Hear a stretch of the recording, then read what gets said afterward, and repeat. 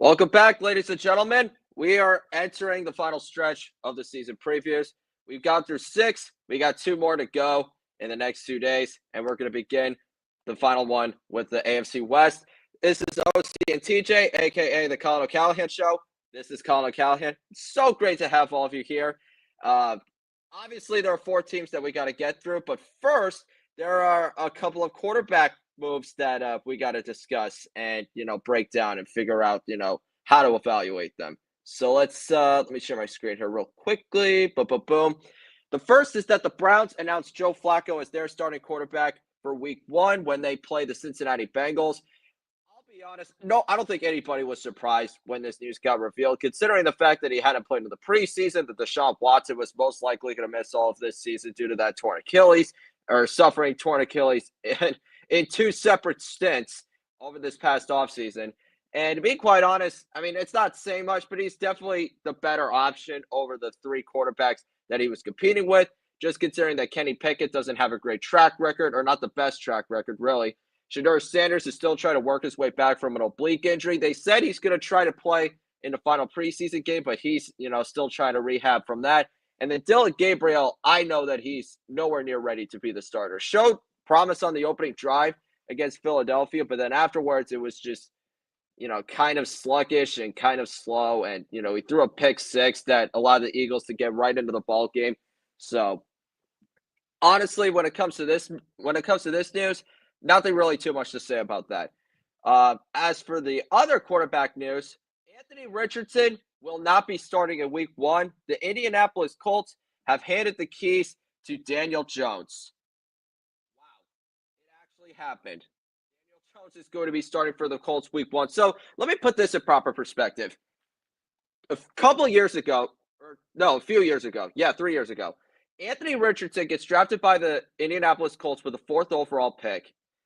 And he only played 13 games in college at the University of Florida. The Colts drafted him way too high. They signed Gardner Minshew to be the backup, but instead of starting him, which is probably what they should have done the whole time, they throw Anthony Richardson right into the fire, and then 2 starts into the season, he gets a concussion, and then a few weeks later, he suffers a season-ending shoulder injury, and it, derails his entire rookie year.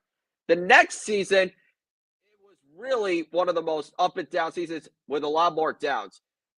Had the worst completion percentage by far out of any active starting quarterback in the National Football League. He missed a lot of time due to injuries, but then there was a point in the middle of the season where the Colts said, enough is enough. We're going to bench him for Joe Flacco. And then the offense never really rolled into the same direction with the 39-year-old at center, who is now going to be starting for the Browns Week 1. So they gave Richardson his second opportunity, had a couple promising wins against the Jets and the Patriots, but those two teams ended up going down the tubes real fast. And the flaws just kept reappearing. His accuracy was wild and high. Didn't really have the best timing with a lot of his receivers. There was literally a point in the game against the Texans where he tapped out because he ran out of stamina and he ran out of gas, essentially quitting on his teammates.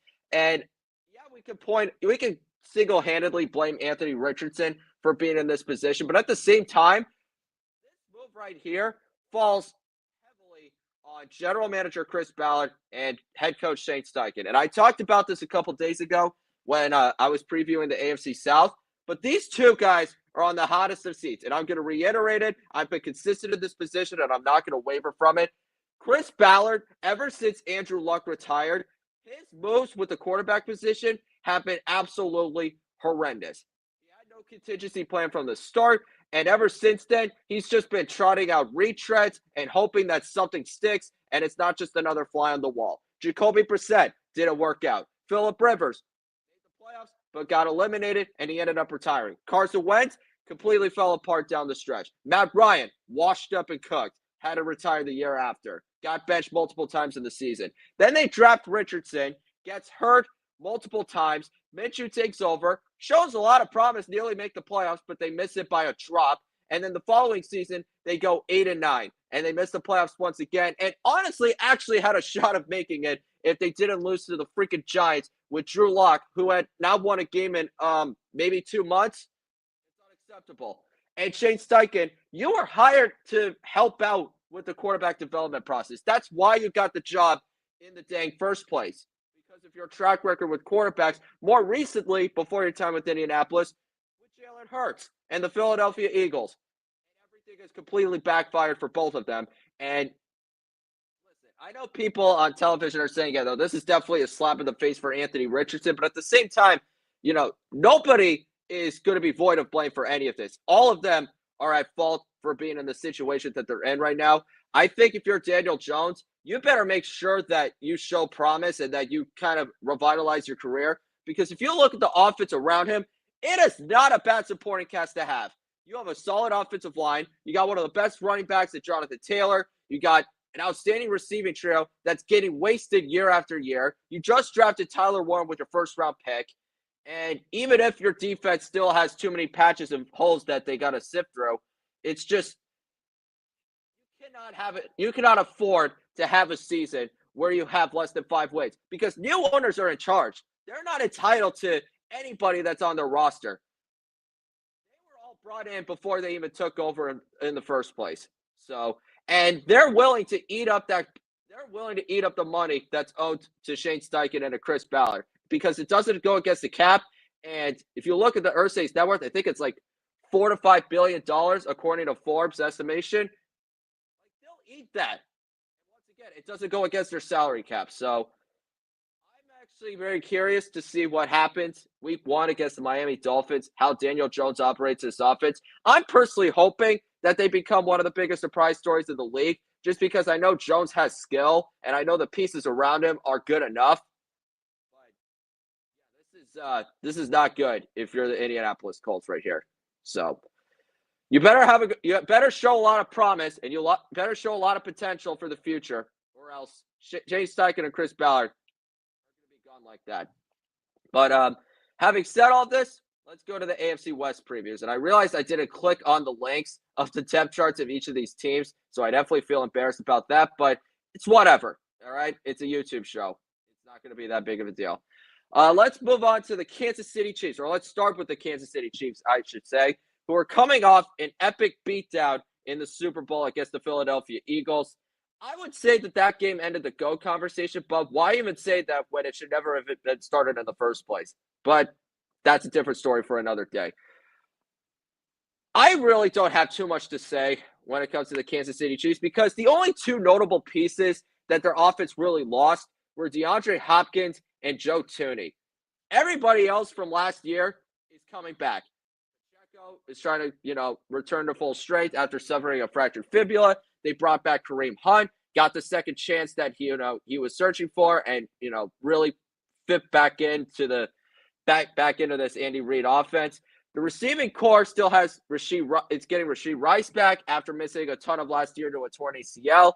He's going to be facing a 3-game suspension, but there's going to be a hearing on September 30th to determine the length and when it's going to start. So he will be available for the first few games of the season, maybe longer, depending on how everything plays out. Xavier Worthy had an outstanding rookie season, or a very promising rookie season, as their first-round pick. Showed he's got plenty of potential with his speed, with his athleticism, can get better when it comes to his route running, but the sky's the limit, and when Rice does get suspended, then Worthy is going to be that next man up. And an even bigger addition is going to be Hollywood Brown, because he only played, 2 games and never really, had that role that, he thought he was going to have before he suffered that shoulder injury in the preseason. DeAndre Hopkins took a lot of those reps. And even though Hollywood Brown did work his way onto the field late in the regular season and into the playoffs, he just wasn't, in the physical and mental shape that, he needed to be for this team to really have a shot. I'm not saying that Super Bowl loss was on him, don't get me wrong, but, that's when reps and preseason reps and training camp reps, that's why they matter so much. Got Juju Smith-Schuster as an additional depth piece, Sky Moore.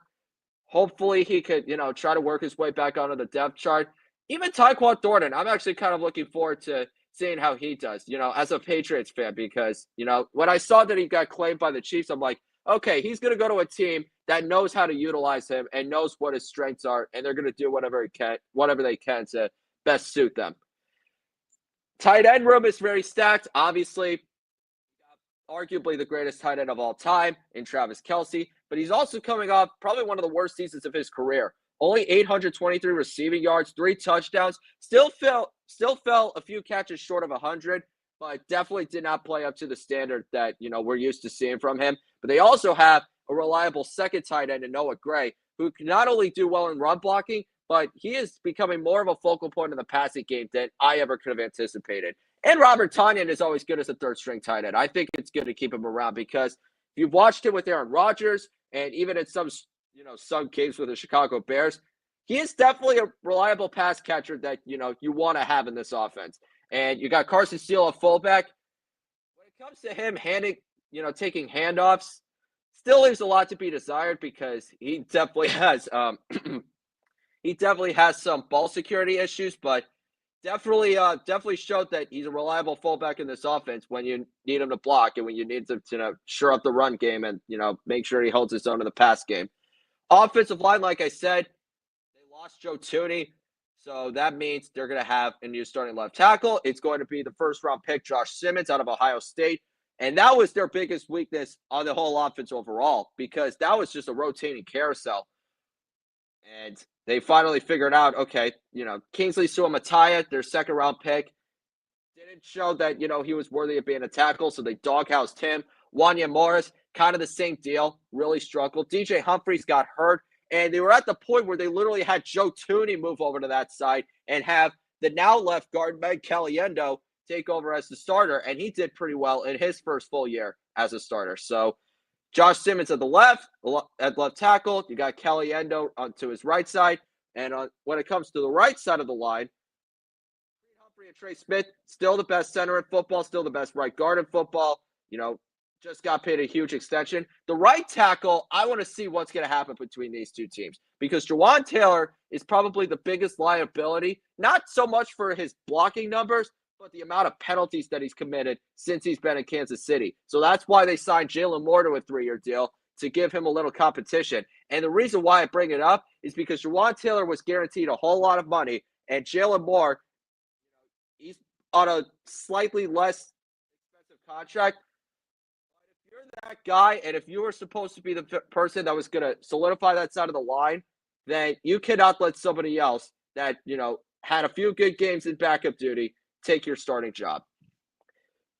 For the Kansas City Chiefs defense, it is just as strong as their offense. Over the past 2 years, Steve Spagnuolo has really transformed it into one of the most elite units in football.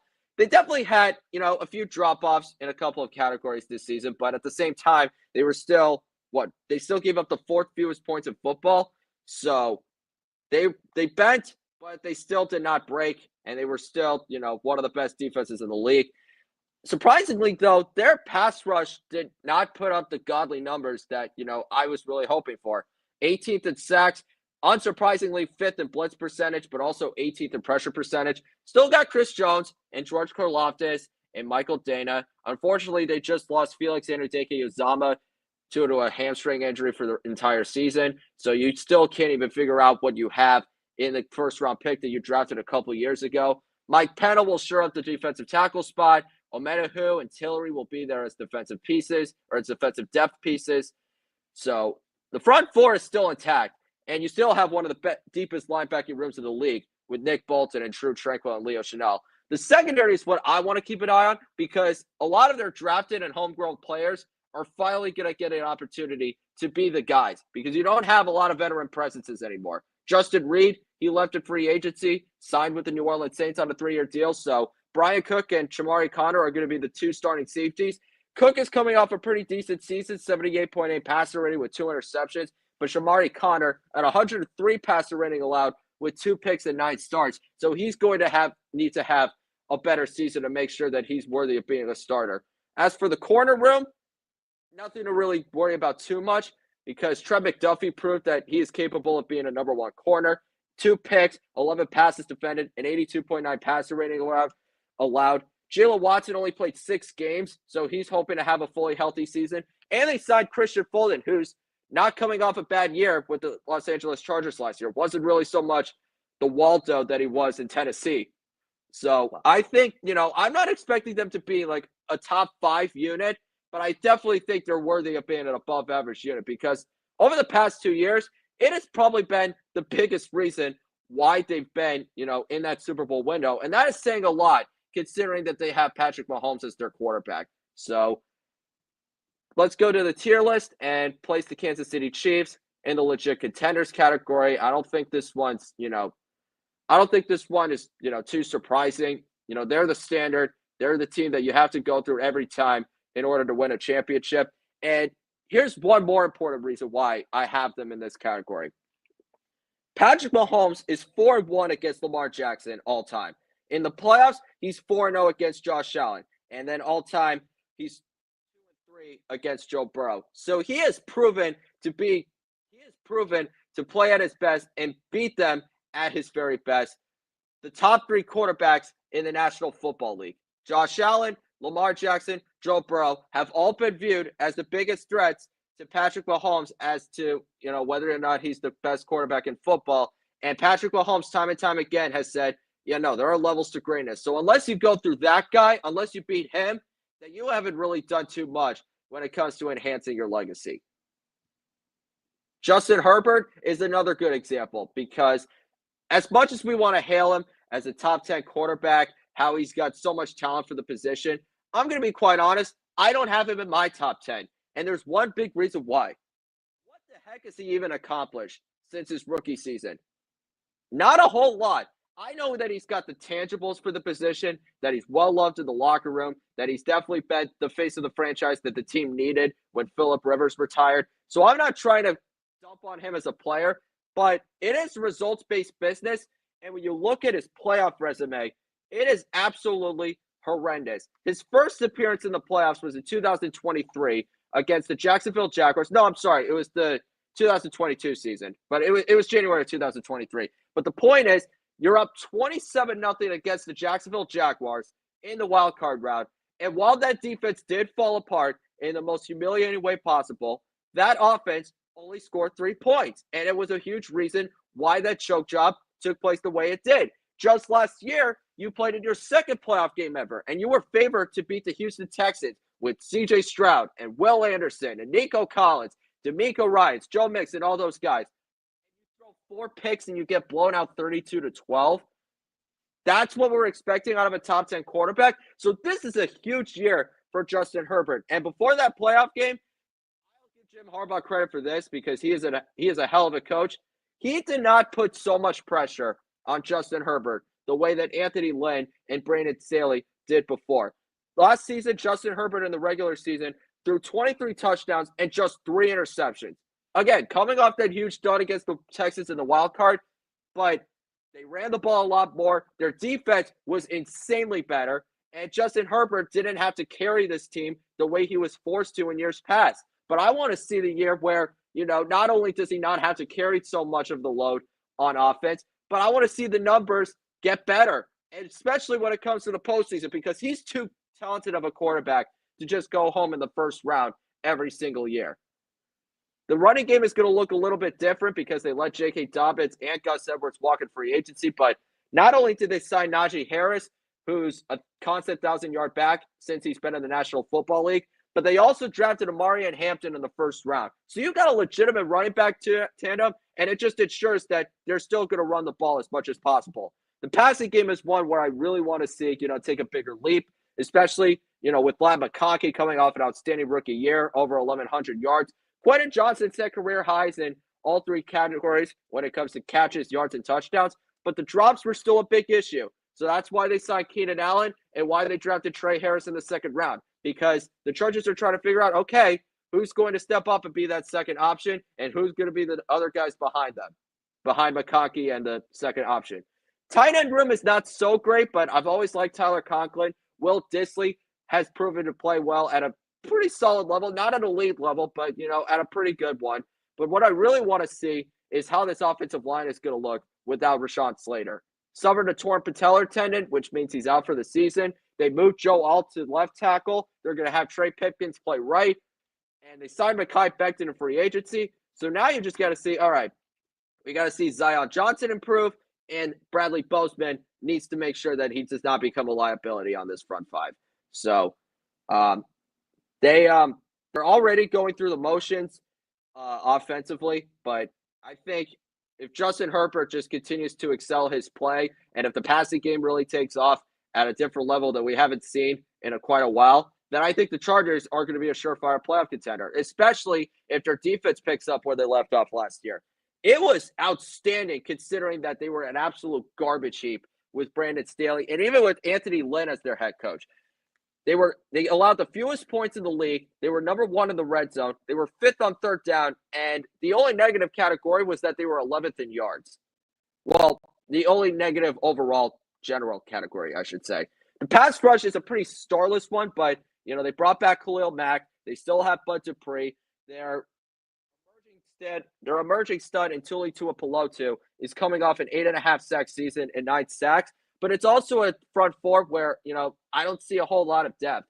I mean, I like these two as run stuffers. I haven't really seen a whole lot from him, but I feel like if these two are held in check and Tuipulotu can't get home, then who else is going to really step up on the D line?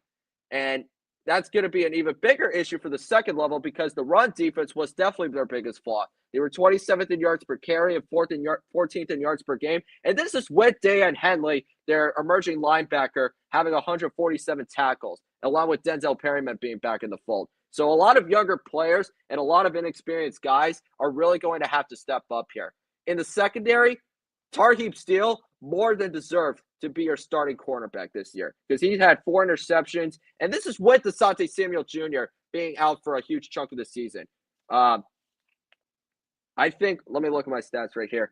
Tarheeb Steele, 4 picks, 10 passes defended, a 78.8 passer rating allowed, and there was depth along this secondary. They signed Dante Jackson in free agency, had 5 picks with the Steelers last year. Elijah Molden, coming off the best season of his career, only allowed a 35.2 passer rating, which is second in the National Football League. You got Cam Hard, Alohi Gilman, and of course, Derwin James, still proving that he's one of the best safeties, if not the best safety in the football, with a 78.2 passer rating allowed, 5.5 sacks, and 93 tackles. So for the Chargers, I'm going to put them in the just get in category.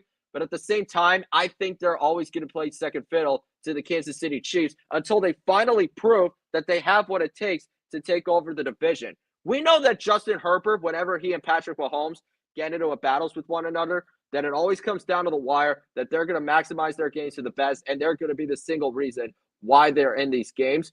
But Patrick Mahomes is always one step ahead, and Justin Herbert has only beaten him one other time, and that was 2021 at Arrowhead Stadium. So I think that, there's a lot to prove if you're the Los Angeles Chargers. Not only can you stand up against a giant like the Kansas City Chiefs, but can you go on a legitimate and deep playoff run that takes you to the conference championship? Because honestly, that's their ceiling right now. They got the defense, they got the quarterback, they got an outstanding coaching staff, but something keeps holding them back, and they got to figure out what it is, or else the other 2 teams in their division that made the playoffs last year, the Chiefs and the Broncos, they're not going away anytime soon, and they're going to make sure that, if they do exceed their play, that you're just going to be not even the second fiddle, you're going to be the third fiddle.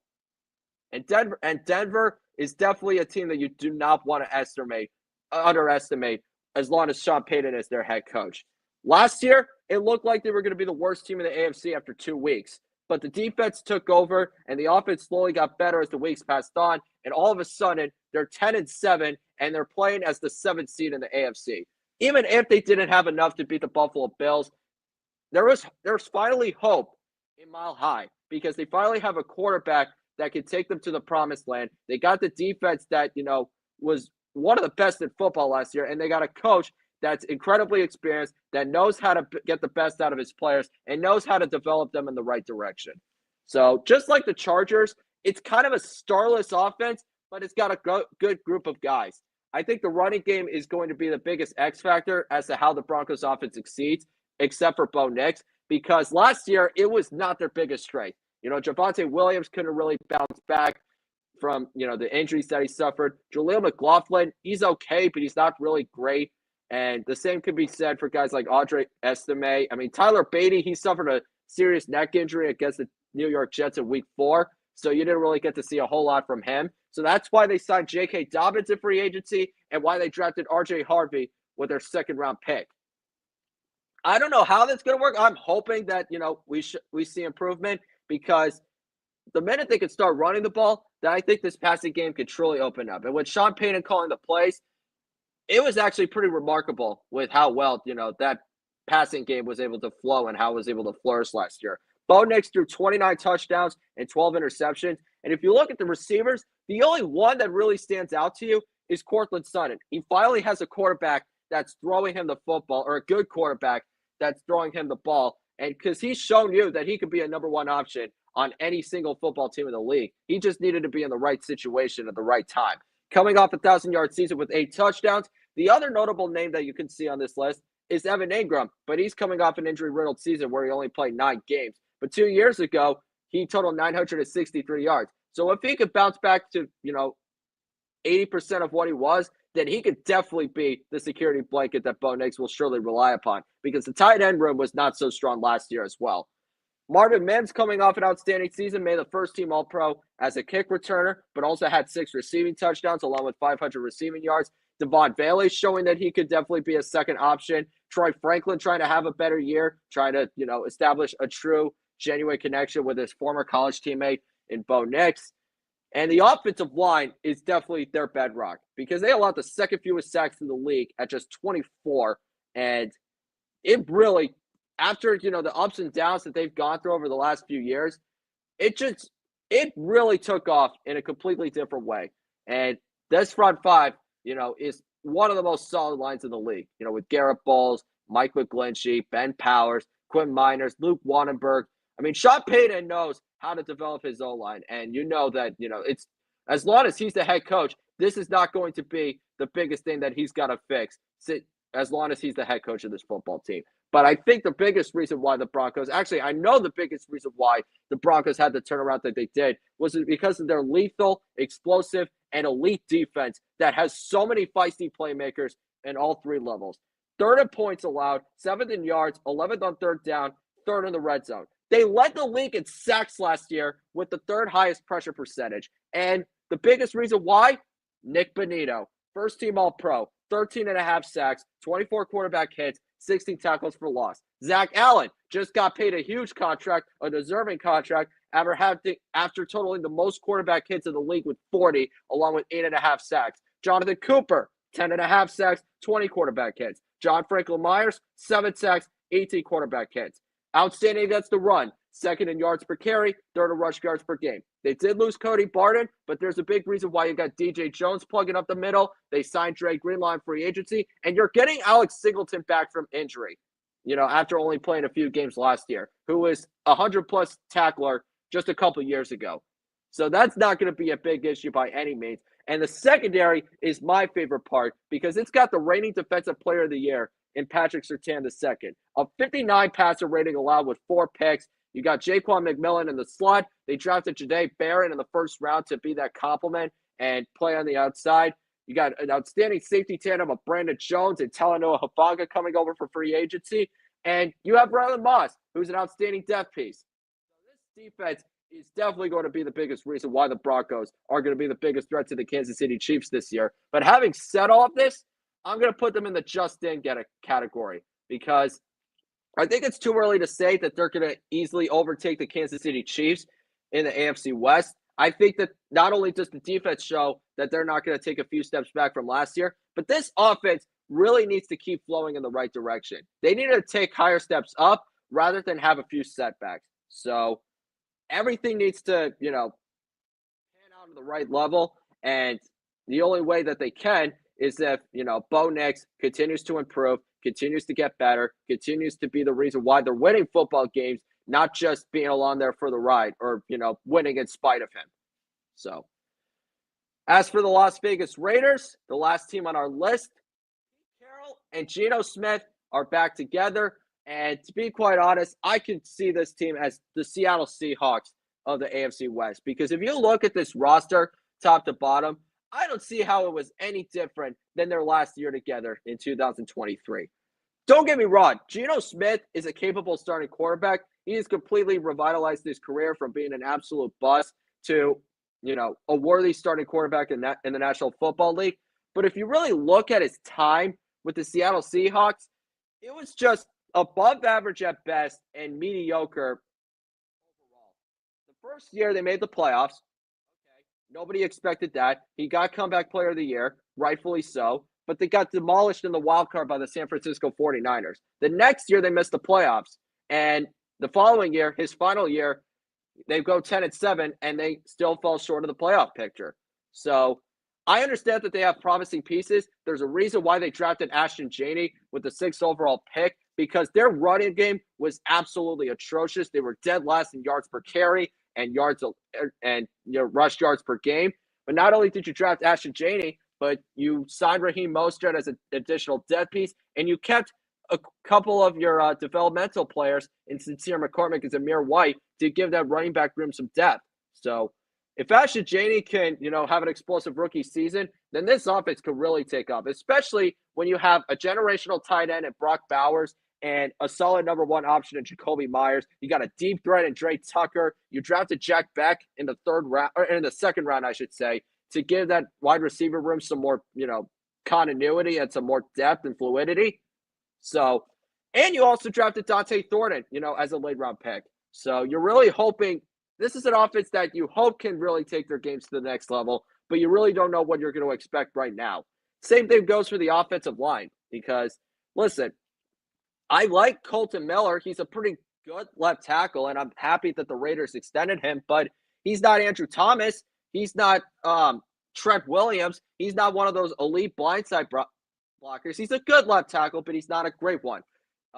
They signed Alex Kappa in free agency, but I don't really see that as a huge upgrade because he's coming off a pretty dismal season with the Cincinnati Bengals last year, and there's a reason why they cut him.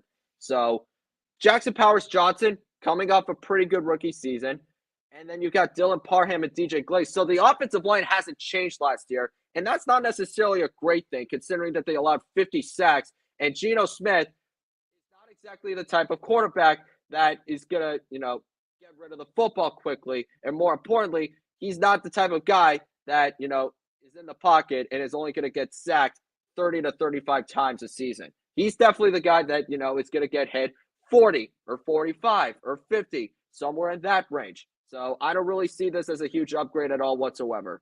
Defensively, it's literally just one freaking guy. One. It's Max Crosby, because without him, that Raiders defense is nowhere near as strong, it's nowhere near as dominant, and it's nowhere near as lethal. And they better make sure that they have him on the field for as much as possible, because they let Christian Wilkins go. Malcolm Kuntz didn't play a single game last year. And Caleb Chason, who was one of their league leaders in sacks, or one of the team leaders in sacks, besides Max Crosby, he walked away in free agency, so he's gone. And you don't really know who else is going to step up. Adam Butler, you need a breakout year from Tyree Wilson. Charles Snowden, he's an underrated depth piece. Jonah Lalu, he's been having a strong preseason, but in order for this pass rush to really take off, you know what you're getting from Max Crosby, but you need to make sure you find that second guy that's really going to have the breakout season that nobody could have expected. The rush defense was honestly their biggest strength, but even then, they were just an above the pack run defense. 12th in yards per carry, 13th in yards per game. Jermaine Pratt coming off 143 tackles, but they released him. The Cincinnati Bengals did. And they pretty much signed him to a prove-it deal. It's not – so it kind of ensures that, we think you can help us, but we don't know if, we're going to get elite production from you. Jamal Adams, Elandon Roberts, Devin White, solid players at one point, but not the same. Jamal Adams got cut from Tennessee for a reason. Devin White has been bouncing around the league since the Tampa Bay Buccaneers let him walk. Elandon Roberts hasn't really been good in the last 5 years, to tell you the truth. The secondary, that's even more concerning because they lost a ton of pieces. Trayvon Merrick is gone. Nate Hobbs got cut. Jack Jones is released. So you're relying on a lot of young, inexperienced, and unproven guys to really take control, to really hold up their end of the bargain. And you don't really know who's going to step up. I mean, Ja'Cory Bennett is probably the closest one, but even then, actually, I'm not even sure he's even on this depth chart. I hope to God he's not out for this season. But the point is, you look at this, Eric Stokes, got cut from Green Bay, hasn't been the first-round pick that, they haven't expected from him. Jeremy Chin, coming off 117 tackles, but also gave up a very, very high passer rating at 120. Isaiah Polamau, definitely a player that I see a lot of promise in, had 89 tackles, but gave up a passer rating over 123. But the biggest reason why I'm more concerned is that they didn't move on from a different defensive coordinator. It's Patrick Graham. He's a good coordinator, but he's never been great. The same can go with their offensive coordinator, Chip Kelly. Won a national championship with Ohio State, but this isn't college. And if you look at his time in the NFL with Philadelphia and San Francisco and the offenses that he has been in full control of, they have absolutely backfired horrifically. And he ended up losing his job from both of those places as a result. So for the Raiders, I'm going to put them in the just okay category. And I'm going to put them right here because I know Pete Carroll and Geno Smith are not going to flame out. If you know those two, they're going to win between 7 and 10 games. 10-7 is their ceiling, but I think they're going to go 8-9. They're not going to be horrible. I don't think they're going to be an absolute garbage pile, but there's no way that they're going to make the playoffs unless every single thing goes right for them. And it's too early and premature to even say that it's a possibility. I would put up the wheel to figure out what division we're going to do tomorrow, but there's only one left, and that's the NFC East. We got the defending Super Bowl champions who are trying to make history as only the third team in the modern era to win back-to-back Super Bowl championships. There are the Washington Commanders coming off an NFC championship appearance with Jada Daniels and Dan Quinn, but they're trying to show that last year was not just an accident and that they're truly on the rise and that they're going to be, one of the top 3 teams in the league, possibly even higher. The Dallas Cowboys entering a new year with a new head coach. They're getting a lot of their players back, but with the Micah Parsons holdout, and, camouflaging, all of the promises and all the hope that some of their fans might have this year. Who knows how they're going to perform this year? And the New York Giants, anything negative I have to say probably wouldn't suffice. So thank you all so much for watching. Make sure you like and subscribe for additional content. And tomorrow afternoon, we will round out the NFL division previews and figure out who's going to be on top and who will unfortunately sink their way to the bottom. Hope you enjoy the rest of your day. We'll see you tomorrow.